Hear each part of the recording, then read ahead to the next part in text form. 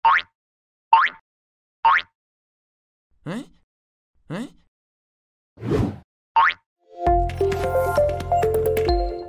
Halo teman-teman, kembali lagi bersama dengan Kadida di kelas Sejarah Edu On. Kalau dengan Kadida berarti kan harus siap-siap ya, karena kita akan kembali ke masa lalu. Tanpa berlama-lama, mari kita mulai.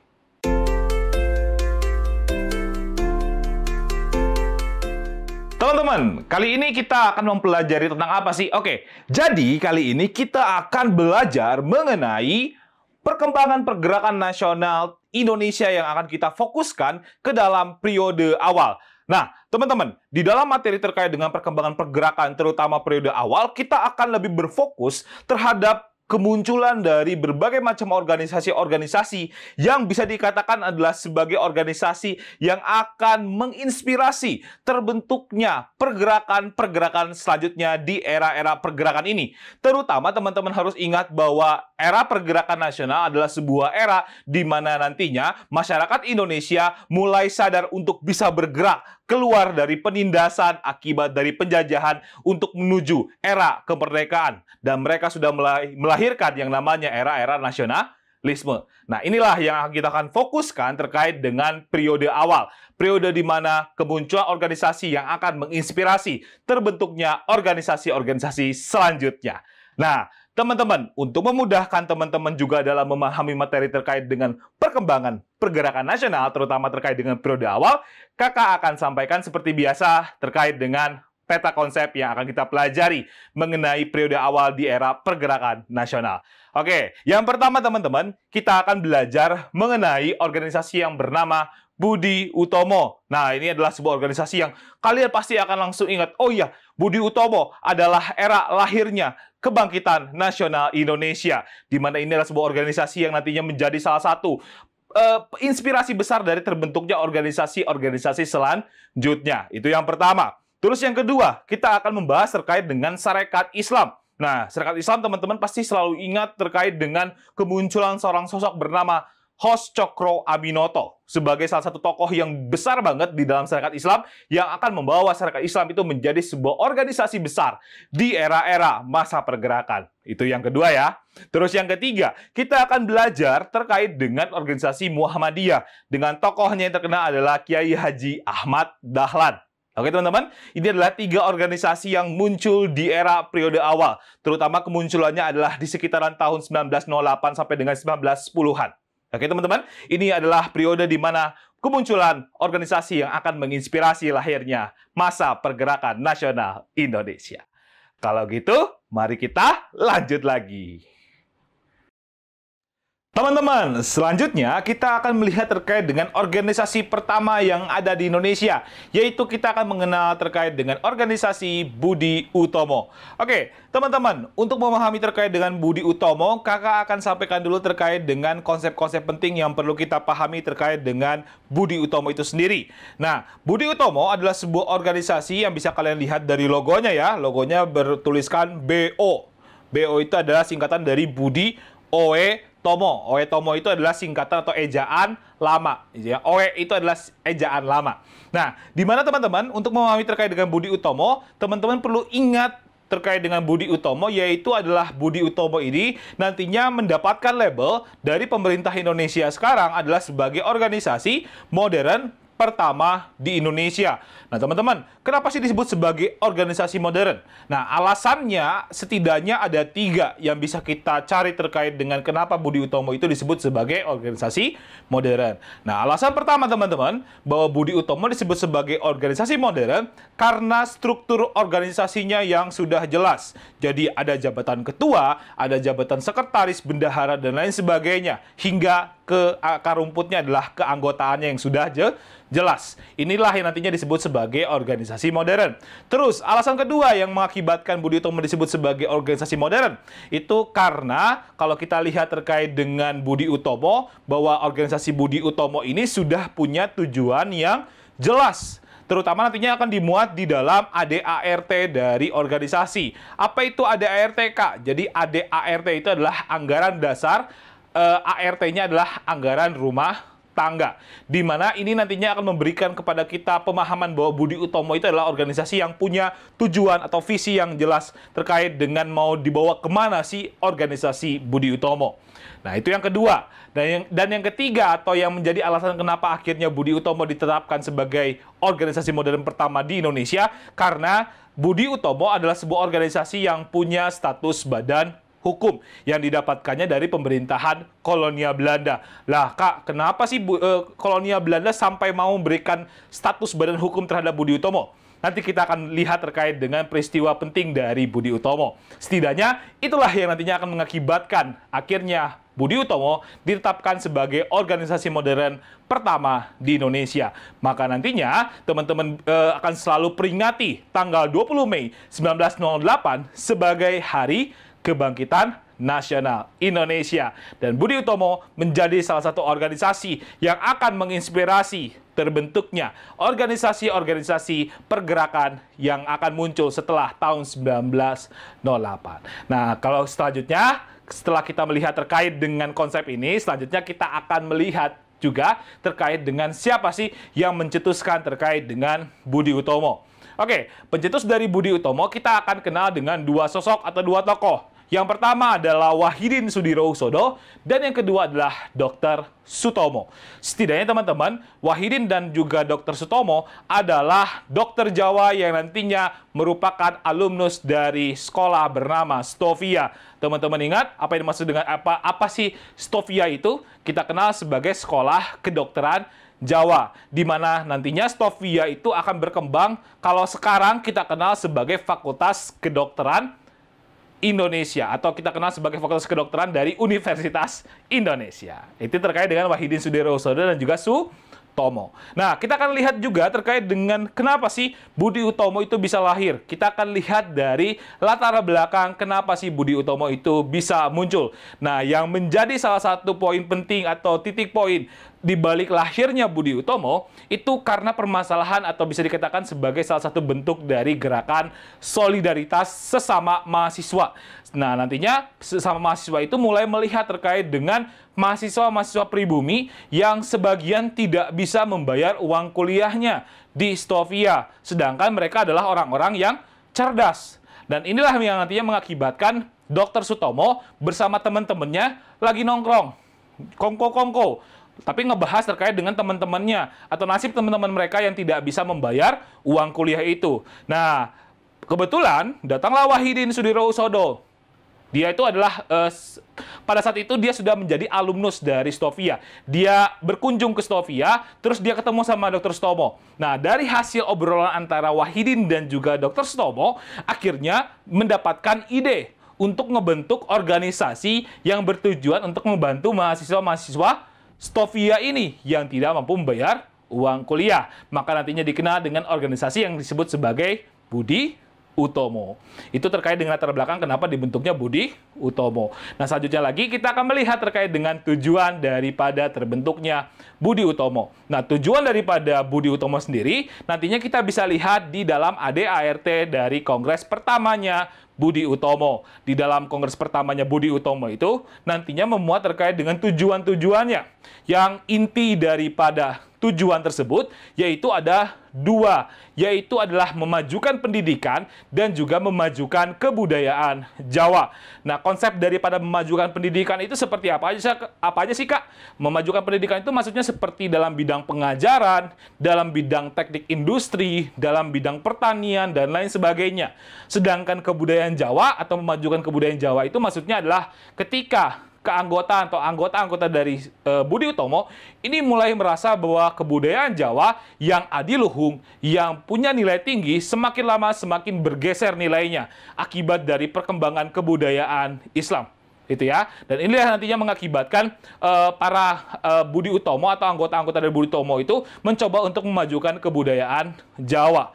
Sehingga nantinya inilah yang akan mengakibatkan juga Budi Utomo tidak pernah berkembang pesat dibandingkan dengan organisasi-organisasi lainnya atau organisasi-organisasi setelah dari Budi Utomo. Nah, itu terkait dengan tujuannya Budi Utomo. Nah, untuk juga terkait dengan apa ya, corong daripada aspirasi Budi Utomo, seperti biasa, kita akan lihat bahwa organisasi dari atau masa-masa pergerakan ini sudah pasti media massa itu menjadi salah satu corong aspirasi dari organisasi-organisasi tersebut. Setidaknya, Budi Utomo nantinya memiliki media massa sendiri untuk bisa menyampaikan aspirasinya, yang nantinya dikenal dengan media massanya bernama Guru Desa. Oke teman-teman, ini terkait dengan latar belakang, tujuan, dan juga media massa yang dimiliki oleh Budi Utomo. Nah selanjutnya, kita akan melihat terkait dengan peristiwa penting dari masa Budi Utomo. Teman-teman, selanjutnya kita akan melihat terkait dengan peristiwa penting daripada Budi Utomo. Apa aja sih yang perlu kita pahami terkait dengan peristiwa-peristiwa atau sepak terjang dari Budi Utomo selama era pergerakan nasional Indonesia? Oke, mari kita akan lihat terkait dengan sepak terjang awal dari Budi Utomo. Di mana Budi Utomo awal, terutama kita lihat terkait dengan dua tokoh, yaitu adalah Wahidin Sudirohusodo dan juga Dr. Sutomo. Kita akan lihat bahwa salah satu alasan terbentuknya Budi Utomo karena permasalahan terkait dengan mahasiswa Stovia yang tidak mampu membayar uang kuliahnya. Maka muncullah gerakan solidaritas dari sesama teman-teman dari Stovia. Sehingga Wahidin dan juga Sutomo memutuskan untuk meminta sumbangan kepada para bangsawan-bangsawan Jawa. Nah, peristiwa ini nantinya dikenal dengan istilahnya disebutnya sebagai studi fund. Itu ya, atau studi fund, sorry ya. Studi fund, atau meminta sumbangan kepada para bangsawan Jawa. Setidaknya, Sutomo dan Wahidin berkeliling Jawa, minta sumbangan kepada para bangsawan, minta-mintain, dan akhirnya inilah yang mengakibatkan akhirnya apa? Para bangsawan-bangsawan di Jawa mulai melihat terkait dengan pergerakan Wahidin dan juga Dr. Sutomo. Dan ini nantinya akan juga bisa dikatakan bahwa dari gerakan Wahidin dan juga Dr. Sutomo ini nantinya akan sangat menarik bagi para bangsawan untuk juga ikut terlibat di dalam Budi Utomo. Sehingga akhirnya Budi Utomo ini mulai bisa melakukan rapat kongres pertamanya yang nantinya menghasilkan beberapa hasil-hasil dari rapat tersebut. Setidaknya ada 3 poin penting terkait dengan hasil rapat dari kongres pertama ini. Yang pertama adalah nantinya Yogyakarta ini menjadi pusat dari organisasi Budi Utomo. Terus yang kedua adalah keanggotaannya nantinya akan hanya terbatas pada Jawa dan juga Madura. Dan yang terakhir adalah Raden Tirtokusumo nantinya akan menjabat sebagai ketua daripada Budi Utomo yang pertama. Nah, teman-teman, untuk melihat terkait dengan hasil rapat kongres pertama ini, kita hanya akan berfokus terhadap 2 poin penting dari rapat kongres pertama ini. Seperti apa aja? Seperti yang pertama adalah keanggotaan yang terbatas pada Jawa dan Madura, dan yang kedua adalah terpilihnya Tirtokusumo menjadi ketua dari Budi Utomo. Oke, kenapa ini bisa muncul atau kenapa kita hanya melihat terkait dengan 2 hasil ini? Oke, gini teman-teman. Jadi kalau kita lihat terkait dengan perkembangan Budi Utomo awal, bahwa di awal sendiri, Budi Utomo adalah sebuah organisasi yang nantinya akan didirikan oleh para golongan muda atau para pemuda-pemuda dari Jawa. Terutama nantinya kita lihat bahwa pemuda Stovia atau mahasiswa Stovia yang nantinya mencoba untuk membentuk sebuah organisasi atau gerakan yang bertujuan untuk gerakan solidaritas. Tapi ternyata ketika terbentuknya organisasi Budi Utomo yang berstatus badan hukum dengan struktur organisasi yang jelas, ternyata nantinya keanggotaan daripada Budi Utomo dia sangat terbatas di daerah Jawa dan Madura. Ini yang mengakibatkan tadi bahwa Budi Utomo secara tidak langsung ini sangat eksklusif, sangat tertutup. Jadi tidak memungkinkan orang-orang di luar Jawa dan juga Madura untuk menjadi anggota dari Budi Utomo. Dan mayoritas dari keanggotaan Budi Utomo ini adalah para bangsawan. Nah, sehingga nantinya apa? Sehingga nantinya teman-teman bisa lihat juga bahwa terpilihnya Tirtokusumo sebagai ketua pertama dari Budi Utomo ini menunjukkan terkait dengan pengaruh bangsawan yang terlalu mendominasi Budi Utomo, memicu munculnya protes dari para kaum muda. Seperti siapa? Seperti contohnya ada Cipto Mangunkusumo yang nantinya memprotes terkait dengan tujuan Budi Utomo yang hanya terbatas lingkupnya daerah Jawa dan juga Madura. Terus yang kedua juga terkait dengan Budi Utomo yang hanya memprioritaskan budaya Jawa di atas kebudayaan-kebudayaan lain. Sehingga akhirnya Cipto Mangunkusumo yang mencoba untuk merubah Budi Utomo untuk menjadi organisasi yang bersifat politik, pada akhirnya gagal dan akhirnya memutuskan untuk keluar dari keanggotaan Budi Utomo, mendirikan organisasi yang nantinya kita kenal dengan Indisi Partij. Sedangkan tokoh-tokoh muda lain seperti Satiman dan juga kawan-kawannya nantinya mencoba untuk mendirikan sebuah organisasi baru yang dikenal dengan namanya Trikoro Darmo, gerakan pemuda pertama yang muncul di Indonesia dan akhirnya merubah namanya menjadi Young Java. Oke? Nah, inilah yang nantinya akan menjadi salah satu hal yang kenapa sih nantinya Budi Utomo ini secara perkembangan dari organisasinya ini sangat kurang berkembang dengan pesat banget. Oke? Dan akhirnya teman-teman bisa pahami bahwa ternyata Budi Utomo itu sampai nanti tahun 1930-an dia tidak pernah menjadi organisasi yang besar di Indonesia. Walaupun teman-teman bisa pahami bahwa ternyata Budi Utomo ini adalah organisasi yang sangat disukai oleh Belanda. Kenapa? Karena Budi Utomo secara bisa dikatakan pembentukan dari Budi Utomo ini dianggap oleh orang Belanda ini sebagai keberhasilannya di dalam menjalankan politik etis. Jadi Belanda tuh anggapnya kayak gini, itu loh Budi Utomo tuh buatan gue nih. Itu karena gue udah berhasil untuk mendidik orang-orang jajahan gue. Sehingga nantinya menjadikan atau muncullah organisasi bernama Budi Utomo. Oke? Ini terkait dengan peristiwa penting terkait dengan rapat kongres pertama yang berdampak terhadap kemunculan organisasi-organisasi selanjutnya dan juga mengakibatkan Budi Utomo tidak pernah berkembang pesat sampai dengan tahun 1930-an. Tapi kalau kita lihat terkait dengan peristiwa penting selanjutnya, bahwa Budi Utomo ini selain permasalahan keterbatasan dalam budaya, bahwa ternyata Budi Utomo ini adalah organisasi yang bisa dikatakan, kakak lupa belum hapus. Kakak hapus dulu ya. Oke, sudah dihapus, sudah bersih. Oke, kita akan lihat bahwa ternyata pada perkembangan selanjutnya, Budi Utomo ini tidak, bisa dikatakan, walaupun dia tidak berkembang secara pesat, tapi ternyata Budi Utomo ini pernah menjadi salah satu organisasi yang ikut mendukung pembentukan dari Volksrat. Apa sih Kak dimaksud dengan Volksrat?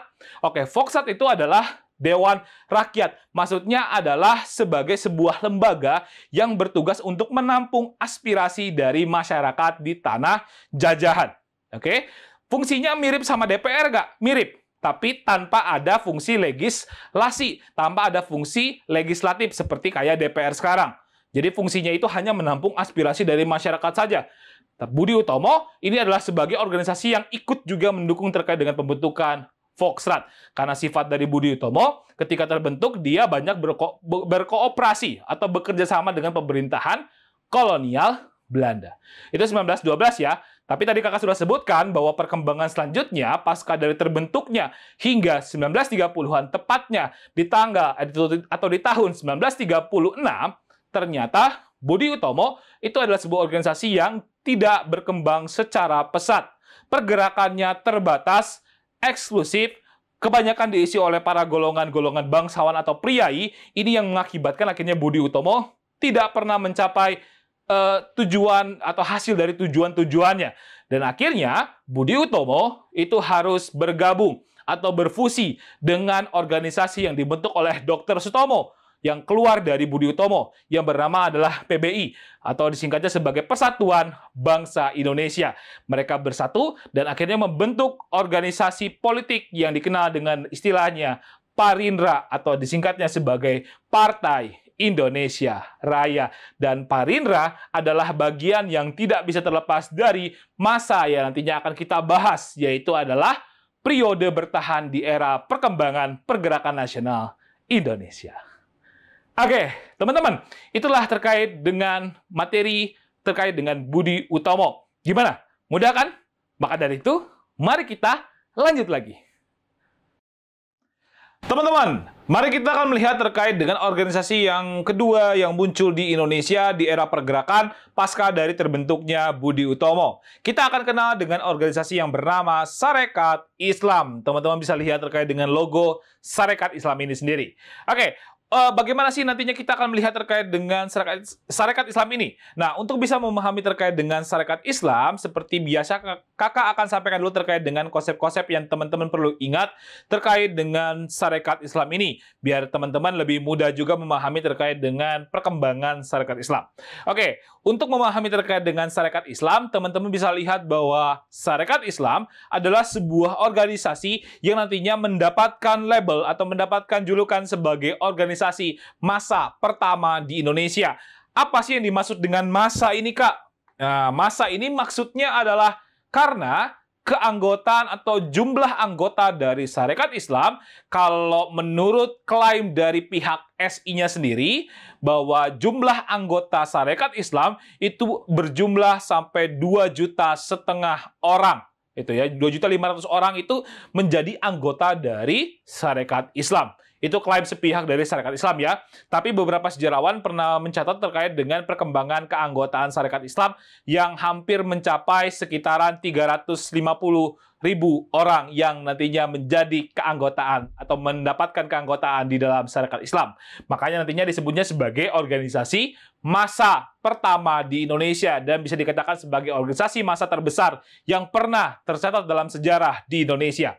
Maka dari itu, nantinya pemerintahan kolonial Belanda yang pada saat itu dijabat oleh gubernur jenderalnya adalah Hindenburg, nantinya memberikan julukan kepada Sarekat Islam, yaitu adalah kebakaran di padang rumput kering. Kenapa disebut sebagai kebakaran di padang rumput kering? Karena kalian kalau bisa gambarkan padang rumput yang kering, kalau disulut api sedikit pasti bakal kebakar. Nah, itulah yang bisa menggambarkan terkait dengan Sarekat Islam.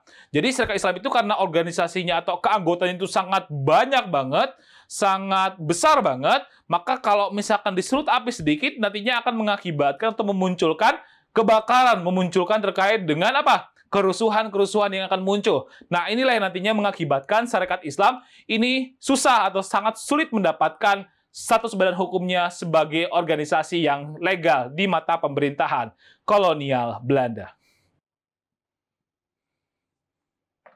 Teman-teman, kita selanjutnya akan melihat terkait dengan siapa sih yang mencetuskan ide pembentukan dari Sarekat Islam. Nah, teman-teman, sebenarnya sebelum bernama Sarekat Islam, nama awal dari Sarekat Islam itu bernama Sarekat Dagang Islam ya. Oke? Ingat kembali ya bahwa sebelum nama Sarekat Islam, namanya adalah Sarekat Dagang Islam, di mana yang mencetuskan ide pembentukan Sarekat Dagang Islam nantinya kita kenal dengan tokoh bernama Haji Samanhudi dan juga Tirto Adisuryo, di mana ini nantinya terbentuk karena permasalahan-permasalahan yang muncul terutama terkait dengan masalah perdagangan. Teman-teman bisa lihat dulu ya terkait dengan foto dari Haji Samanhudi dan juga Tirto Adisuryo. Jadi secara background-nya Haji Samanhudi ini adalah seorang pedagang batik yang nantinya sangat sukses di wilayah Surakarta. Sedangkan Tirto Adisuryo ini adalah seorang jurnalis yang nantinya dimintain bantuan sama para pedagang-pedagang dari pribumi terkait dengan perdagangan batik. Dan itulah yang nantinya akan melatar belakangi kenapa terbentuknya Sarekat Dagang Islam. Dan itu nantinya kita bisa lihat dari latar belakang. Dan kenapa bisa muncul Sarekat Dagang Islam atau Sarekat Islam ini sendiri. Nah, yang menjadi masalah atau yang menjadi latar belakang daripada kenapa munculnya Sarekat Dagang Islam, itu karena permasalahan adalah kalah saingnya pengusaha batik pribumi dengan pengusaha batik dari Tionghoa. Nah, ini yang mengakibatkan tadi para pengusaha batik pribumi mencoba untuk mencari bantuan kepada Tirto Adisuryo. Nah, Tirto Adisuryo nantinya mencoba untuk memaksa atau bisa dikatakan mempengaruhi Haji Samanhudi yang sukses dengan batiknya di wilayah Surakarta untuk membentuk sebuah perkumpulan atau organisasi untuk bisa melindungi para pengusaha-pengusaha batik pribumi yang ada di wilayah Surakarta. Sekitaran Solo ya berarti ya. Sehingga nantinya akan membentuk yang namanya Sarekat Islam atau Sarekat Dagang Islam dulu awalnya. Nah, tapi kalau kita lihat lagi selanjutnya lagi terkait dengan tujuan daripada terbentuknya Sarekat Dagang Islam ini sendiri, teman-teman bisa pahami bahwa tujuannya yang pertama nih, yaitu adalah mengembangkan jiwa dagang. Oke, bisa teman-teman pahami ya, bahwa awal terbentuknya namanya adalah Sarekat Dagang Islam. Sudah pasti awalnya adalah untuk bisa mengembangkan jiwa dagang. Yang kedua adalah memberi bantuan kepada anggota. Tadi kakak sudah sampaikan bahwa para anggotanya atau para pengusaha-pengusaha pribumi yang nantinya kalah saing, nantinya bisa meminta bantuan kepada Sarekat Dagang Islam sebagai bentuk dari organisasi untuk melindungi para anggota-anggotanya. Terus yang kedua adalah, yang ketiga nih, memajukan pengajaran dan juga mempercepat naiknya derajat kaum pribumi atau bumi putra. Inilah menjadi salah satu juga fokus daripada Sarekat Dagang Islam. Ini awal. Dan yang ketiga, yang keempat adalah menentang pendapat yang keliru terhadap Islam itu sendiri. Oke, ini adalah 4 poin dari tujuan daripada terbentuknya Sarekat Dagang Islam yang nantinya akan berganti nama menjadi Sarekat Islam. Nah, seperti teman-teman bisa pahami juga terkait dengan organisasi-organisasi yang muncul di masa pergerakan, sudah pasti mereka punya corong aspirasinya, punya media yang digunakan sebagai alat untuk bisa menyampaikan aspirasi-aspirasi pemikirannya. Dan nantinya untuk Sarekat Islam ini sendiri, teman-teman bisa lihat bahwa media massa yang digunakan oleh Sarekat Islam dikenal dengan sebutannya adalah Utusan Hindia. Inilah salah satu bentuk daripada koran yang nantinya muncul dari Utusan Hindia dari Sarekat Islam untuk bisa menyampaikan aspirasi atau pendapat-pendapatnya terhadap situasi-situasi yang berkembang di wilayah Hindia Belanda. Oke, teman-teman, selanjutnya kita akan melihat terkait dengan peristiwa penting daripada Sarekat Islam. Teman-teman, mari kita akan melihat terkait dengan Sarekat Islam, tapi kita akan lebih berfokus terkait dengan sepak terjang daripada Sarekat Islam. Maka kita akan lihat terkait dengan peristiwa penting apa aja sih yang berkaitan dengan Sarekat Islam yang akan kita lihat terkait dengan perkembangan Sarekat Islam itu sendiri. Nah, kita akan lihat terkait dengan peristiwa penting yang berkaitan dengan Sarekat Islam. Berarti kita akan cek dulu terkait dengan pembentukan dari sebelum adanya Sarekat Islam. Yaitu kita kenal sebagai terbentuknya Sarekat Dagang Islam. Tadi kakak sudah sampaikan sedikit bahwa Haji Saman Hudi dan juga Tirto Adisuryo adalah sebagai pencetus dari terbentuknya Sarekat Dagang Islam. Di mana latar belakangnya? Tadi karena apa? Karena pengusaha batik pribumi yang kalah saing terhadap pengusaha Tionghoa. Dan akhirnya para pengusaha batik tersebut memutuskan untuk meminta bantuan terhadap Tirto Adisuryo. Dan Tirto Adisuryo nantinya mengajak Haji Saman Hudi, seorang pengusaha batik yang sukses di wilayah Surakarta, untuk bersama-sama membentuk organisasi yang dikenal dengan namanya Sarekat Dagang Islam. Kesepakatannya akhirnya mengangkat Haji Saman Hudi sebagai ketua dari Sarekat Dagang Islam. Tapi yang jadi masalah adalah ternyata Haji Saman Hudi ini lebih berfokus terhadap perusahaannya sendiri dibanding harus mengelola atau memimpin terkait dengan Sarekat Dagang Islam. Sedangkan Tirto Adisuryo lebih berfokus terhadap profesinya sebagai seorang jurnalis. Dan inilah yang nantinya mengakibatkan Sarekat Dagang Islam ini pada saat di era Haji Saman Hudi bisa dikatakan tidak terlalu berkembang pesat, gitu ya. Walaupun sebenarnya kalau kita lihat terkait dengan pasca terbentuknya Sarekat Dagang Islam, ternyata banyak banget yang nantinya mendirikan Sarekat Dagang Islam di berbagai daerah-daerah di luar wilayah Surakarta. Seperti di daerah Surabaya yang nantinya akan didirikan oleh seorang sosok bernama Cokro Aminoto. Ada lagi di Semarang dan beberapa daerah-daerah di Jawa mulai mendirikan Sarekat Dagang Islam yang nantinya akan menginduk kepada Sarekat Dagang Islam yang dibentuk oleh Haji Saman Hudi dan juga Tirto Adisuryo. Oke, nah sehingga nantinya di era inilah kalau teman-teman bisa pahami, Saman Hudi tidak terlalu bisa mengelola terkait dengan perkembangan Sarekat Dagang Islam. Sehingga jabatan ketua nantinya akan diserahkan kepada seorang sosok yang kita kenal sebagai Cokro Aminoto. Dan nantinya kita kenal bahwa Sarekat Dagang Islam di era kepemimpinan dari host Cokro Aminoto berubah namanya menjadi Sarekat Islam. Oke, nah host Cokro Aminoto kita kenal sebagai seorang sosok yang sangat berperan besar banget, terutama nantinya dia ini adalah seorang sosok yang disebut sebagai guru bangsa. Karena Cokro Aminoto adalah seorang sosok yang bisa kita katakan sebagai mentor bagi beberapa tokoh-tokoh besar yang nantinya muncul di era-era pergerakan hingga di masa kemerdekaan. Seperti Soekarno yang pernah tinggal bersama atau ngekos di rumahnya Cokro Aminoto di Surabaya. Terus ada Kartosuwiryo, pimpinan dari DITII dari Jawa Barat. Terus ada lagi Musso, juga pernah ada masuk atau pernah ikut di dalam kos-kosannya Cokro Aminoto. Dan juga Cokro Aminoto itu disebutnya sebagai apa? Disebutnya sebagai raja tanpa mahkota. Itu ya, karena pengaruhnya itu sangat kuat banget di masyarakat. Kenapa bisa begitu? Oke, jadi ketika nantinya Cokro Aminoto ini memimpin SI, Sarekat Islam, ternyata keanggotaan SI ini meningkat berkali-kali lipat. Ini karena permasalahan bahwa ternyata Cokro Aminoto ini punya pengaruh yang sangat besar. Karismatik orangnya dan juga orangnya itu pinter banget. Sehingga nantinya Cokro Aminoto di dalam kepercayaan orang Jawa menganggapnya sebagai apa? Menganggapnya sebagai juru selamat, gitu ya. Juru selamat itu maksudnya adalah ketika Cokro Aminoto ini adalah sebagai orang yang akan membebaskan bangsa dari penindasan penjajahan. Itu dalam sudut pandangnya orang-orang Jawa. Dan ini yang mengakibatkan di era Cokro Aminoto sebagai ketua dari Sarekat Islam, nantinya Sarekat Islam ini punya yang namanya keanggotaannya itu bersifat lebih terbuka. di mana nantinya setiap orang boleh bergabung sebagai bagian dari Sarekat Islam, kecuali pegawai pemerintahan. Itu tidak boleh bergabung sebagai bagian dari keanggotaan Sarekat Islam. Dan yang kedua adalah jumlah anggotanya nantinya juga meningkat pesat, seperti yang kakak sudah sampaikan. Berkali-kali lipat nantinya perkembangan dari Sarekat Islam. Klaim dari pihak Sarekat Islamnya sendiri mengakui bahwa mereka itu sudah ada anggotanya sekitar 2,5 juta.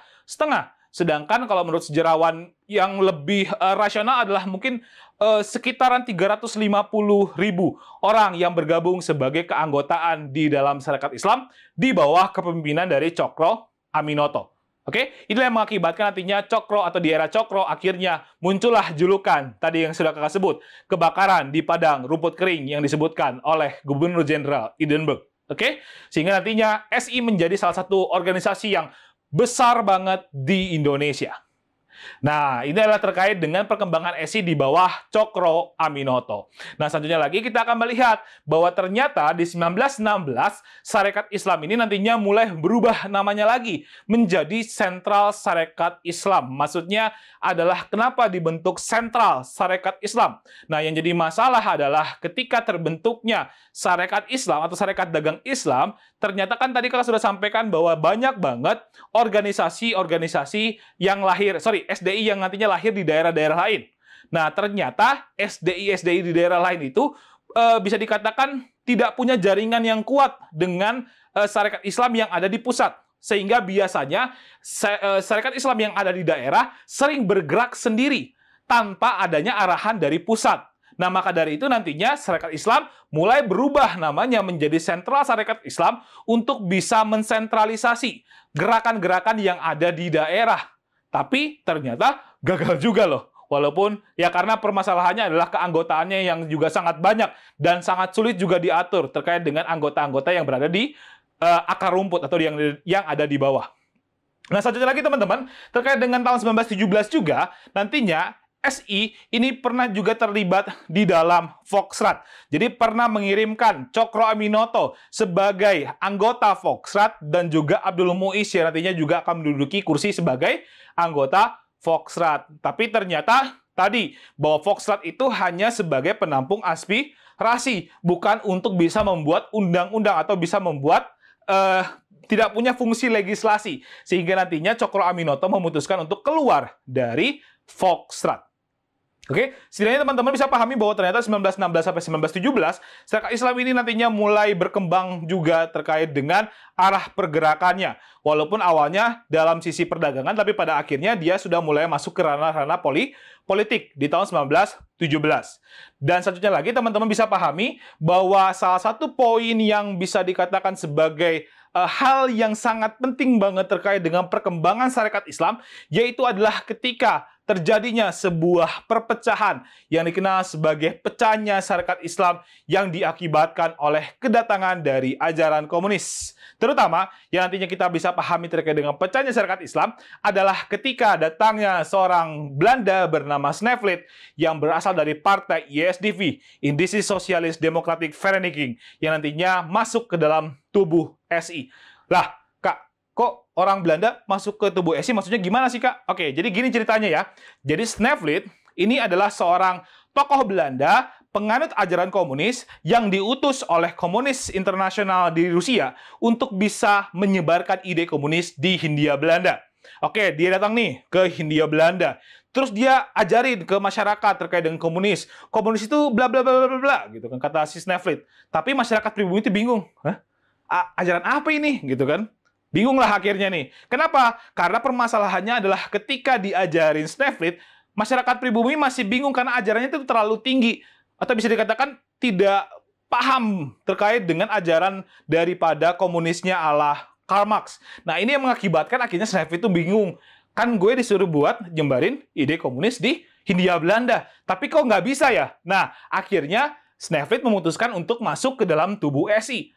Datang ke tokoh-tokoh muda SI dan akhirnya mencoba untuk menyebarkan atau bisa dikatakan mempengaruhi tokoh-tokoh muda untuk bisa mengenal komunisme ala ISDV, ala Snevely. Sehingga inilah yang nantinya akan menjadi awal mula perpecahan Sarekat Islam.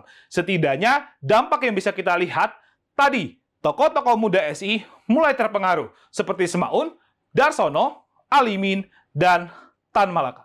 Oke, 4 tokoh daripada SI yang bisa dikatakan sebagai 4 tokoh yang punya pemikiran yang lebih radikal dibanding dengan tokoh-tokoh SI lain seperti Agus Salim dan juga Abdul Muiz. Mereka menginginkan agar masyarakat yang dibangun adalah masyarakat yang komunal, yang memiliki ide-ide komunis dan menganggap bahwa komunisme dan Islam itu memiliki kesamaan. Gitu ya, terutama terkait dengan pandangannya terhadap status sosial atau terkait dengan kemasyarakatan. Ini yang mengakibatkan akhirnya tokoh-tokoh muda yang mendapatkan ide-ide komunis dari Snaplit ini mulai mencoba untuk merubah arah gerakan Sarekat Islam sehingga memunculkan perpecahan di Sarekat Islam yang akan memunculkan kubu-kubuan di antara keduanya. Setidaknya SI Putih nantinya menganggap bahwa dia adalah bagian daripada Sarekat Islam sesuai dengan tujuan awalnya, yang nantinya SI Putih ini nantinya akan berpusat di Yogyakarta. Sedangkan nantinya tokoh yang utama dari SI Putih nantinya menganggap atau tokohnya itu adalah Agus Salim dan juga Abdul Muiz. Sedangkan SI Merah nantinya kita akan kenal pusatnya ada di Semarang dan juga tokoh sentral dari SI Merah adalah bernama Semaun. Oke? Jadi kita bisa lihat ya, terpecah jadi 2 kubu, SI Putih dan SI Merah. Ini walaupun tidak pecah, maksudnya dalam artian tidak pecah organisasinya secara legal, tidak.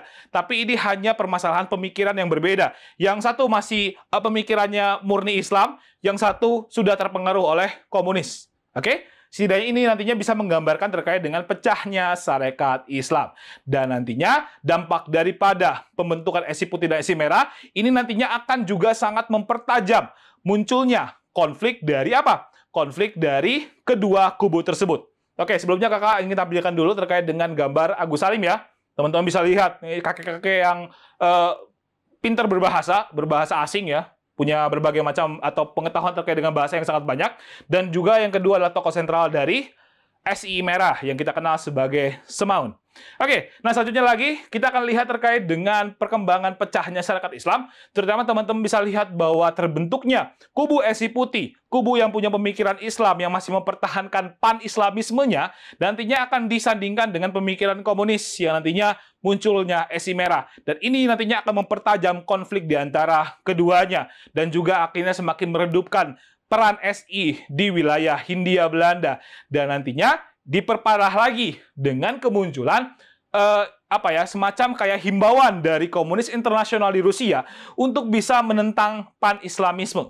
Itu ya. Jadi menurut komunis internasional di Rusia menganggap bahwa pan-islamisme itu dianggap menghambat pergerakan komunisme internasional. Nah, inilah yang nantinya akan memicu munculnya isu juga yang berkembang di Indonesia bahwa untuk bisa memajukan pan-islamisme, pemikiran-pemikiran persatuan Islam, maka juga harus bisa menentang kehadiran dari komunisme. Dan inilah yang akhirnya menjadikan Agus Salim, tokoh SI yang sangat kuat pengaruhnya di Sarekat Islam, nantinya mencoba untuk membuat kebijakan kepartaian yang nantinya dikenal dengan penegakan disiplin partai. Jadi, setiap anggota yang nantinya menjabat sebagai bagian dari SI tidak boleh menjabat di tempat lain atau di organisasi lain. Bisa paham ya teman-teman ya? Berarti secara tidak langsung ini adalah upaya dari Agus Salim untuk bisa menyingkirkan tokoh-tokoh yang sudah terpengaruh oleh komunis. Walaupun dampaknya juga beberapa anggota-anggota SI yang berasal dari Muhammadiyah juga memutuskan untuk lebih keluar dari SI dibanding harus bergabung dengan SI. Nah, ini yang mengakibatkan akhirnya SI Merah atau kubu dari SI Merah seperti Semaun, Darsono, dan Alimin memutuskan untuk keluar dari Sarekat Islam. Sedangkan Agus Salim dan Abdul Muiz tetap berada di dalam Sarekat Islam. Sehingga nantinya pada perkembangan selanjutnya, Sarekat Islam nantinya akan berubah namanya menjadi Partai Sarekat Islam Indonesia. Dan Partai Sarekat Islam Indonesia nantinya akan berkembang hingga tahun 1960-an. Ketika nantinya kita lihat di masa-masa demokrasi terpimpin sebagai akhir dari perkembangan PSI. Oke, teman-teman, itulah terkait dengan Sarekat Islam. Gimana? Mudah kan? Maka dari itu, mari kita lanjut lagi. Teman-teman, selanjutnya kita akan melihat terkait dengan organisasi bernama Muhammadiyah. Oke, organisasi Muhammadiyah adalah sebuah organisasi yang paling sering kita lihat sampai hari ini ya, di mana ini adalah sebuah organisasi yang juga menjadi organisasi yang turut serta di dalam proses daripada kemerdekaan Indonesia. Jadi beberapa tokoh-tokoh dari anggota Muhammadiyah banyak terlibat di dalam keanggotaan BPUPKI. Bahkan beberapa anggotanya juga nantinya terlibat di dalam proses PPKI. Ini yang menjadikan Muhammadiyah adalah organisasi yang juga sama kuatnya di dalam pengaruhnya di dalam pembentukan Indonesia. Kalau di masa pergerakan, bagaimana posisinya? Mari kita akan cek terkait dengan Muhammadiyah, terkait dengan posisinya di dalam peran di dalam pergerakan nasional Indonesia. Seperti biasa, kita akan melihat dulu terkait dengan konsep-konsep yang perlu kita pahami terkait dengan Muhammadiyah itu sendiri. Oke, teman-teman bisa lihat bahwa Muhammadiyah ini adalah sebuah organisasi yang nantinya didirikan di tanggal 18 November di tahun 1912, di mana organisasi Muhammadiyah adalah sebuah organisasi yang bersifat non-politik. Oke, sekali lagi ya, teman-teman harus tekankan kembali bahwa Muhammadiyah adalah organisasi yang bukan bersifat politik. Dan dia ini kebanyakan bergerak di bidangnya adalah pendidikan, sosial, dan keagamaan. Teman-teman bisa lihat ya bahwa banyak sekali sekolah-sekolah yang nantinya dibentuk oleh Muhammadiyah dari mulai tingkatan sekolahnya dari paling dasar banget, dari mulai TK hingga universitas. Ini juga tidak bisa terlepas daripada peranan Muhammadiyah di dalam pendidikan di Indonesia. Dan juga dalam bidang sosial maupun dalam bidang keagamaan. Oke, teman-teman, selanjutnya kita akan melihat terkait dengan siapa sih yang mencetuskan daripada pembentukan organisasi Muhammadiyah. Teman-teman bisa lihat bahwa salah satu tokoh sentral daripada pembentukan Muhammadiyah kita kenal dengan sosok bernama Kiai Haji Ahmad Dahlan. Jadi Kiai Haji Ahmad Dahlan ini adalah seorang tokoh yang nantinya sering atau pernah melakukan haji sebanyak 2 kali. Jadi di dalam perjalanan hajinya, dia ini banyak sekali belajar terkait dengan ide-ide pembaharuan yang berkembang di wilayah Timur Tengah. Seperti ada pan-islamismenya Jamaluddin Al-Afghani dan juga ada ide-ide Wahabisme yang nantinya akan dibawa oleh seorang sosok bernama Abdul bin Wahab. Dan setidaknya ini yang akan sangat mempengaruhi seorang atau sosok dari tokoh Kiai Haji Ahmad Dahlan. Oke teman-teman, di mana nantinya Ahmad Dahlan ini adalah seorang sosok yang nantinya membentuk Muhammadiyah, ini juga karena saran-saran dari beberapa teman-temannya dan juga siswanya, seperti teman-temannya dari Budi Utomo yang nantinya menyarankan kepada Ahmad Dahlan untuk membentuk organisasi saja. Yang kedua juga dari siswanya yang berasal dari Quake School Jetis ya. Jadi Ahmad Dahlan itu adalah sosok yang pernah mengajar ekstrakurikuler agama Islam di Quake School Jetis tersebut. Dikasih saran, kenapa nggak bentuk aja organisasi, biar nantinya kalau misalkan beliau wafat, maka akhirnya pemikiran-pemikiran Ahmad Dahlan tetap akan diteruskan oleh organisasi tersebut. Nah, itulah yang menjadi salah satu ide terbentuknya Muhammadiyah.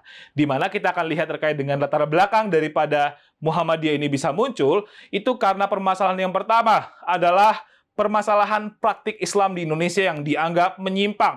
Jadi menurut Ahmad Dahlan, jadi pas balik dia dari naik haji kembali ke Indonesia, dia lihat bahwa banyak masyarakat di Indonesia, khususnya di daerah Jogja, ini banyak melakukan tindakan-tindakan yang dianggap menyimpang dari praktik ajaran Islam. Seperti perilaku syirik, perilaku bid'ah, itu yang nantinya akan mengkhawatirkan juga bagi sosok Kiai Haji Ahmad Dahlan yang menganggap bahwa ini hal yang perlu dirubah atau perlu untuk dilakukan reformasi, terutama terkait dengan Islam yang ada di wilayah Yogyakarta. Itu yang pertama. Terus yang kedua adalah pengaruh dari paham reformis Islam. Tadi kakak sudah sebutkan tokoh-tokoh seperti Jamaluddin Al-Afghani yang nantinya membawa pemikiran pan-islamisme, dan juga yang kedua adalah Abdul bin Wahab yang nantinya membawa ide Wahabisme.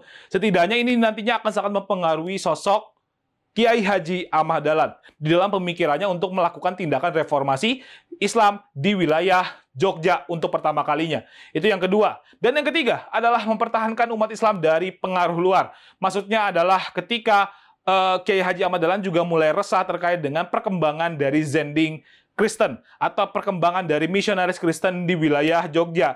Tapi ketika keresahan seorang Ahmad Dahlan ini tidak serta-merta dia lakukan dengan tindakan kekerasan, penolakan yang berujung terhadap tindakan-tindakan yang anarkis. Tidak. Tapi kalau Kiai Haji Ahmad Dahlan, ini nantinya melakukan pendekatan penolakannya dengan cara intelektualitas. Caranya itu adalah dengan mengajak berdebat dan juga berdiskusi secara terbuka dengan para pendeta-pendeta Kristen yang mencoba untuk menyebarkan ajaran Kristen di wilayah Jogja. Nah, inilah yang nantinya mengakibatkan kalau kita lihat bahwa gerakan Muhammadiyah adalah salah satu juga sebagai bagian dari gerakan intelektual untuk bisa memajukan pendidikan, sosial, maupun keagamaan di wilayah Jogja awalnya, tapi nantinya akan menyebar ke seluruh wilayah di Indonesia. Dan setidaknya ini akan mengakibatkan tujuan daripada Muhammadiyah itu seperti apa? Oke, kita akan lihat terkait dengan tujuan dari Muhammadiyah. Nah, tujuan dari Muhammadiyah yang pertama adalah memajukan pendidikan dan pengajaran berdasarkan agama Islam. Udah pasti ya, bahwa tujuan awalnya adalah untuk bisa memajukan pendidikan, mencerdaskan, dan juga mengajarkan yang nantinya basis utamanya adalah penggunaan agama Islam sebagai landasan berfikirnya. Itu yang pertama. Terus yang kedua adalah mengembangkan pengetahuan ilmu agama dan juga cara-cara hidup menurut agama Islam. Jadi mencoba untuk melakukan tindakan-tindakan atau penerapan-penerapan syariat Islam yang sesuai dengan kemurnian dari agama Islam itu sendiri. Oke teman-teman, inilah yang nantinya kita bisa pahami terkait dengan latar belakang, tujuan, dan juga pencetus dari Muhammadiyah. Oke teman-teman, selanjutnya kita akan melihat terkait dengan peristiwa-peristiwa penting yang berkembang ketika masa pergerakan, terutama ketika dipegang oleh Kiai Haji Ahmad Dahlan. Maka dari itu, mari kita lanjut lagi.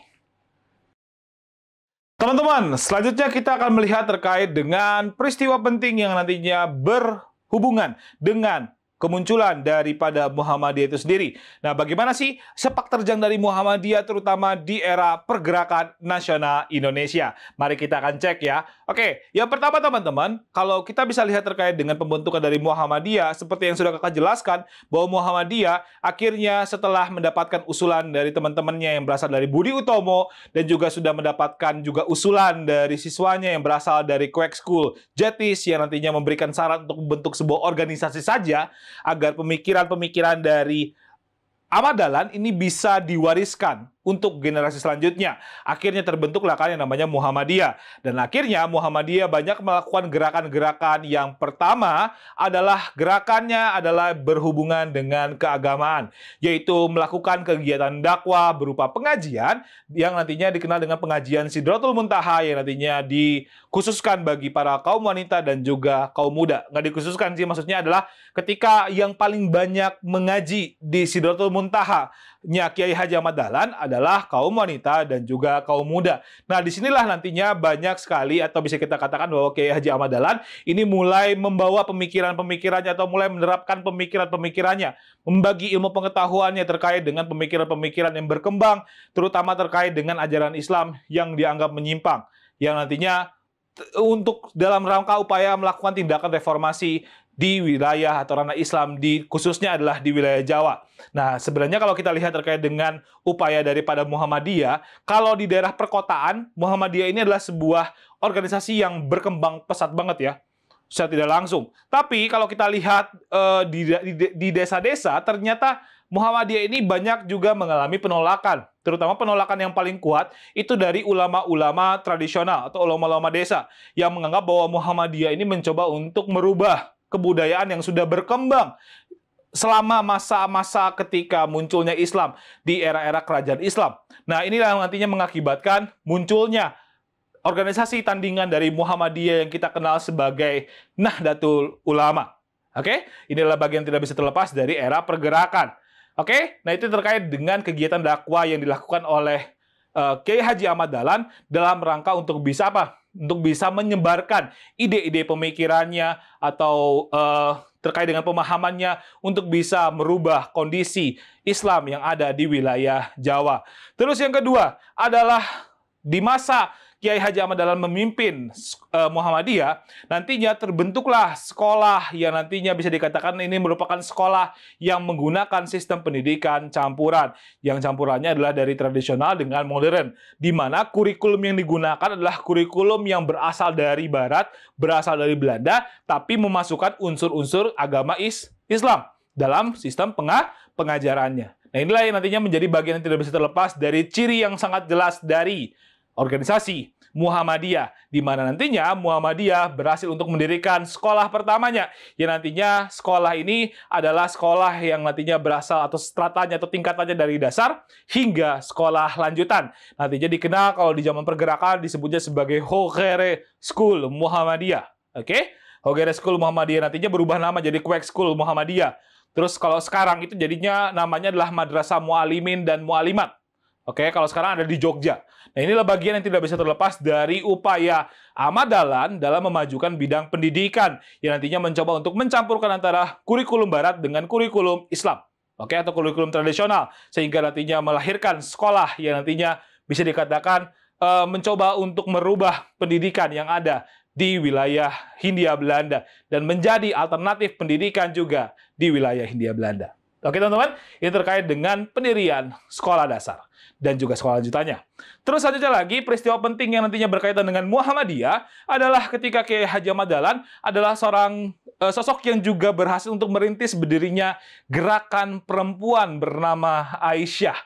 Oke, jadi kalau kita bisa pahami terkait dengan Aisyah sendiri, ini bisa dikatakan bahwa Ahmad Dahlan ini punya pemikiran yang beda banget dengan ulama-ulama sejamannya, di mana Kiai Haji Ahmad Dahlan ini mencoba untuk menempatkan perempuan di dalam fungsi-fungsinya, terutama terkait dengan fungsi pendidikan, terutama terbentuknya organisasi sayapnya Muhammadiyah, yaitu Aisyah, ini ditujukan adalah untuk juga memajukan dalam hal pendidikan. Pendidikannya terutama pendidikan keluarga, di mana akhirnya Aisyah ini nantinya merepresentasikan istri Nabi Muhammad, Aisyah yang sosoknya adalah sosok cerdas dan juga berpendirian kuat dan juga membantu suaminya dalam hal apa? Kebutuhan ekonomi. Nah, inilah yang nantinya bisa kita katakan menjadi bagian tidak bisa terlepas dari kemunculan gerakan feminisme awal. Itu ya, feminisme awal di era-era pergerakan nasional, yaitu terbentuknya organisasi Aisyah. Itu yang terkait dengan gerakan perempuan. Selanjutnya lagi kita akan lihat bahwa pada masa ketika terbentuknya juga Muhammadiyah, nantinya juga Muhammadiyah selain dalam bidang pendidikan, juga kan berhubungan dengan bidang sosial keagamaan. Tadi keagamaannya kita sudah lihat dari dakwah-dakwah yang dilakukan untuk bisa merubah mindset, terus juga kalau dalam bidang sosial seperti membangun poliklinik, rumah sakit, rumah yatim, ini juga menjadi bagian yang tidak bisa terlepas dari upaya Muhammadiyah. Terutama nantinya Muhammadiyah ini banyak yang nantinya berdiri atau bisa dikatakan perkembangan pesatnya paling banyak itu di daerah-daerah perkotaan.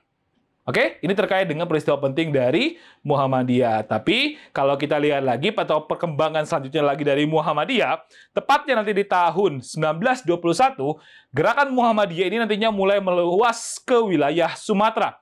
Terutama nantinya dibawa oleh Abdul Karim Amrullah. Ketika nantinya masuk ke wilayah Sumatera Barat, akhirnya Muhammadiyah ini berkembang pesat di wilayah Sumatera Barat. Dan akhirnya mulai menyebar hingga ke seluruh Indonesia. Itulah nantinya proses daripada gerakan Muhammadiyah yang nantinya kita bisa lihat sampai sekarang. Bahwa Muhammadiyah adalah bagian yang tidak bisa terlepas dari perkembangan pergerakan kemerdekaan Indonesia, pergerakan nasional Indonesia hingga masa kemerdekaan Indonesia. Oke teman-teman, itulah terkait dengan peristiwa-peristiwa penting yang muncul di era pergerakan, terutama organisasinya adalah Muhammadiyah. Maka dari itu, mari kita lanjut lagi. Teman-teman, setelah tadi kita sudah membahas mengenai organisasi Budi Utomo, yang kedua kita sudah membahas mengenai Sarekat Islam, dan yang terakhir adalah kita juga sudah membahas mengenai Muhammadiyah, maka selanjutnya mari kita tarik kesimpulannya. Oke, apa sih kesimpulan dari materi terkait dengan perkembangan pergerakan nasional, terutama yang akan kita fokuskan adalah munculnya periode awal. Nah, yang pertama adalah kita bisa tarik kesimpulan dari organisasi Budi Utomo. Nah, Budi Utomo adalah sebuah organisasi yang nantinya muncul atau bisa kita katakan sebagai organisasi modern pertama di Indonesia ya, karena tujuannya jelas, sistem keanggotanya juga sudah jelas. Nah, yang nantinya akan didirikan atau dicetuskan oleh seorang sosok bernama Suwardi Suryaningrat bersama-sama dengan Dr. Sutomo, yang nantinya awalnya adalah tujuannya adalah sebagai sebuah gerakan solidaritas bagi para mahasiswa-mahasiswa Stovia yang sedang belajar tapi tidak mampu untuk membayar uang biaya kuliahnya, sehingga terwujudlah pembentukan dari Budi Utomo. Tapi yang jadi masalah pada perkembangan selanjutnya dari Budi Utomo, terutama pasca dari kongres pertamanya di tahun 1912, ternyata tujuannya itu hanya sangat terbatas banget ya, terutama dalam hal pendidikan dan juga kebudayaan Jawa. Ini sebagai tujuan yang paling utama dari Budi Utomo, sehingga nantinya teman-teman bisa pahami bahwa ternyata ruang gerak dari Budi Utomo ini sangat terbatas. Terbatasnya itu hanya dalam lingkup Jawa dan Madura. Ini yang mengakhiri atau yang bisa kita katakan mengakibatkan Budi Utomo itu tidak pernah berkembang pesat dibandingkan dengan organisasi-organisasi lain yang muncul di kemudian hari. Nah, ini yang nantinya berakibat terhadap Budi Utomo yang harus berakhir dengan difusinya Budi Utomo atau disatukannya Budi Utomo dengan PBI dan akhirnya melahirkan sebuah organisasi baru atau partai politik baru bernama Parindra yang akan berkembang di periode bertahan. Itu yang pertama terkait dengan Budi Utomo.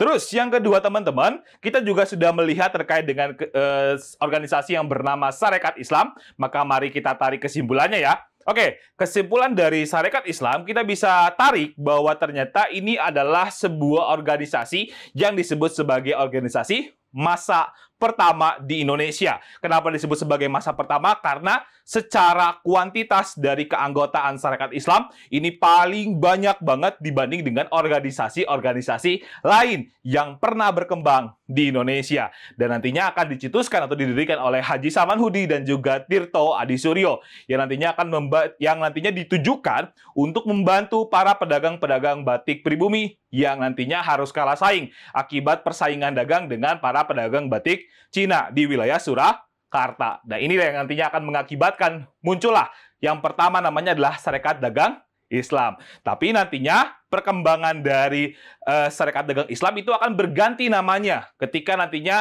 dipimpin oleh seorang tokoh bernama Hos Cokro Aminoto yang mengganti nama SDI menjadi Sarekat Islam. Sehingga nantinya Sarekat Islam itu mencapai puncak perkembangan organisasinya ketika nantinya anggotanya ini paling banyak banget di antara organisasi-organisasi yang ada di Indonesia. Setidaknya beberapa kesimpulan dari para sejarawan mengatakan bahwa keanggotaan Sarekat Islam ini bisa sampai hampir 350.000 orang yang mendaftar sebagai keanggotaan SI di bawah Cokro Aminoto. Tapi pada akhirnya Sarekat Islam ini harus berakhir ketika akhirnya terpecah menjadi dua.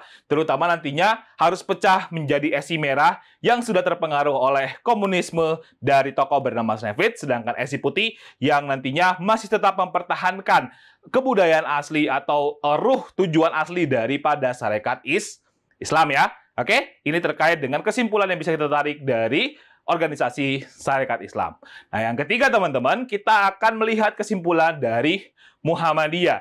Setidaknya teman-teman bisa pahami terkait dengan Muhammadiyah, ini adalah sebuah organisasi yang nantinya bertujuan untuk melakukan reformasi, terutama dalam bidang agama Islam, yang nantinya akan didirikan oleh Kiai Haji Ahmad Dahlan. Nah, sebagai upayanya untuk mengatasi permasalahan penyimpangan terhadap praktik agama Islam. Terutama dia melihat bahwa perilaku beragama Islam di wilayah Jawa ternyata banyak terpengaruh dengan mistisme, bid'ah, kufarat, sehingga nantinya Ahmad Dahlan mencoba untuk merubah hal itu. Akhirnya ngebentuk organisasi bernama Muhammadiyah. Tapi berbeda dengan organisasi sebelumnya, terutama Sarekat Islam, di mana Muhammadiyah adalah sebuah organisasi yang nantinya non-politik ya teman-teman.